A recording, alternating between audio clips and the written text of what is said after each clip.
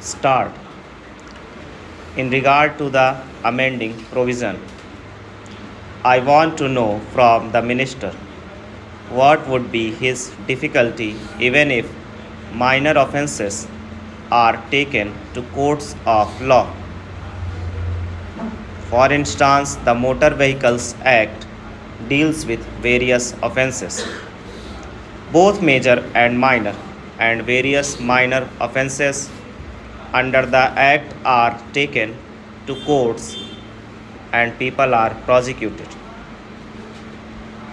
What is the difficulty in taking these cases of a minor nature to courts of law?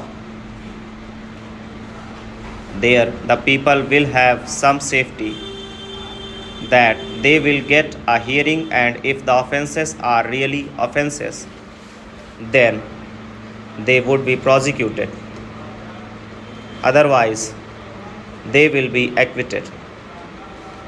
Here, the minister says that there should be a security deposit if there is a violation of a particular provision of the enactment, then the executive authority will have the power either to confiscate a part of the amount or the whole of the amount.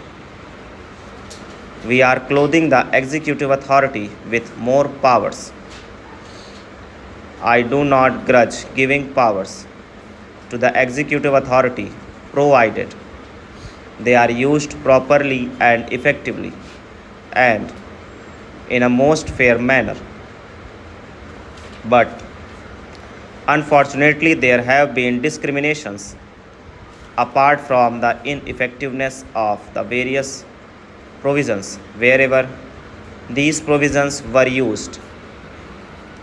There had been discriminatory use of these provisions against a few or in favor of a few. Normally, when officers are clothed with more powers, there is large scope for corruption. I feel that it would be desirable to avoid such malpractices, and it would be desirable. I think that even for minor offences, the parties should have a chance to defend their actions. I do not think that this problem of dealing with minor offences will become complex or complicated in any way. If we take them to courts of law, I want a reply from the minister in what way he is suffering from a handicap in dealing with minor offences or offences of a technical nature. The honorable member made the point that even if this thing was acceptable to the House, he did not know what amount would be demanded as security.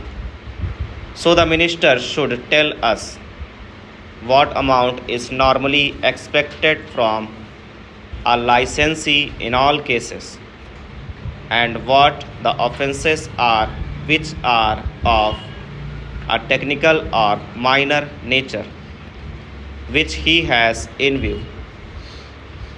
We are not told which are major offences and which are minor offences. Clarifications on these points are necessary.